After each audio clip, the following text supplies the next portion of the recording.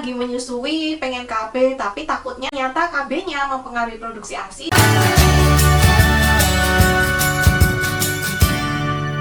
Selamat datang di Kriwil, ngobrolin kesehatan bareng aku, Bidan Kriwil. Hari ini kita akan ngobrolin soal KB, tapi spesifiknya adalah KB yang aman untuk ibu menyusui. Aman di sini maksudnya adalah KB yang akan aku rekomendasikan nanti itu tidak akan mengganggu produksi ASI. Nah, apa aja sih KB yang bisa dipakai oleh ibu menyusui tanpa mengurangi produksi ASI-nya? Pertama adalah jenis KB non-hormonal. Karena KB ini non-hormonal, maka tentu saja cara kerjanya itu bukan memanipulasi hormon yang ada di tubuh ibu, sehingga KB-KB non-hormonal ini relatif aman karena tidak akan mempengaruhi hormon ibu, sehingga tidak akan mengganggu hormon-hormon yang berperan dalam proses produksi atau pengeluaran ASI. Nah, KB-KB non-hormonal ini apa aja sih? Yang pertama ada IUD atau intrauterine device atau biasa dibilang spiral gitu ya. Kalau dulu memang bentuknya tuh spiral, tapi sekarang dia bentuknya tuh seperti huruf T.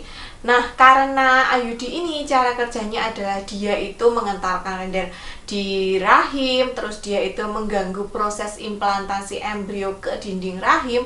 Jadi dia tidak berhubungan dengan hormonal ibu. Jadi IUD ini relatif aman untuk digunakan oleh ibu menyusui, dan karena dia jangka waktu pakainya itu cukup panjang, yaitu sekitar 4-5 tahun, maka bisa banget dan cocok banget dipakai oleh ibu-ibu post SC yang sebaiknya memang memberikan jarak antara kehamilan yang SC dengan kehamilan selanjutnya. Yang kedua ada kondom gitu. Kalau kondom ini kontrasepsi pria, jadi dia kan tugasnya itu fungsinya adalah menghalangi supaya sperma itu tidak masuk ke dalam rahim kita dan tidak membuahi sel telur gitu. Jadi spermanya ditampung di dalam kondom itu.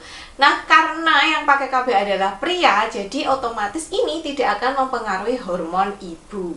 Kemudian yang selanjutnya ada KB alami. Ini sudah aku pernah bikin videonya yang lebih detail lagi, KB alaminya apa-apa-apa sudah aku sebutkan di situ. Karena alami tentu aja dia nggak akan ngaruh sama hormonal ibu. KB alami itu ada metode amenorelaktasi, terus ada KB kalender, ada metode ovulasi billing, ada metode suhu basal, ada juga coitus interruptus. Semuanya sudah aku bahas lebih detail, jadi silahkan kalian menuju ke video itu kalau misalnya ingin tahu yang lebih dalam. Yang kedua adalah KB hormonal.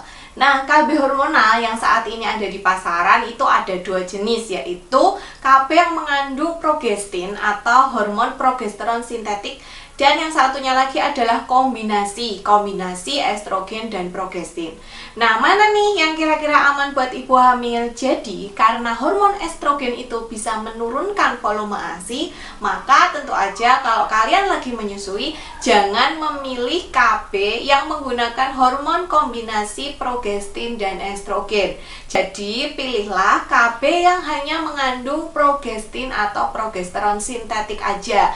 Contohnya mini pil atau pil KB yang khusus untuk ibu menyusui. Jangan salah dengan pil kombinasi ya. Jadi pil menyusui atau mini pil.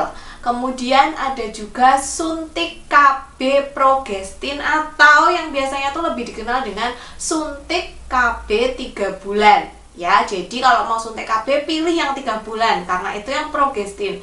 Kalau yang 1 bulan itu dia kombinasi. Jadi jangan pakai itu kalau misalnya kalian menyusui. Kemudian kalian bisa pakai implan atau susu karena biasanya implan ini juga hanya mengandung hormon progestin saja. Kemudian ada juga IUD yang dia itu IUD plus hormon progestin, itu juga ada dan kalian juga bisa menggunakannya. Jadi ingat-ingat kalau misalnya pengen KB yang hormonal, pilihnya yang progestin aja seperti yang aku sebutkan tadi. Hormon progesteron itu tidak akan mengubah atau mengganggu volume ASI. Jadi sebenarnya secara teori kalau kalian pakai KB hormonal yang progestin itu tidak akan mengganggu produksi ASI. Sebenarnya gimana sih cara kerjanya KB yang menggunakan hormon progestin ini?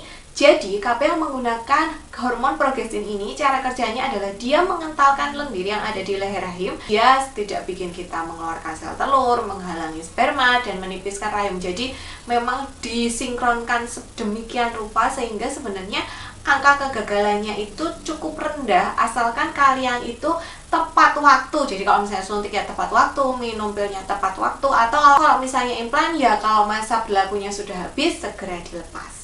Sekian dulu video kali ini, semoga memberikan gambaran, dan sebenarnya beberapa KB itu juga sudah aku bahas masing-masing secara detail seperti IUD, pil, terus metode amoneralaktasi atau KB alami. Silahkan main-main aja ke playlist KB untuk melihat lebih detailnya lagi. Sampai jumpa di video selanjutnya. Terima kasih sudah menyimak. Bye!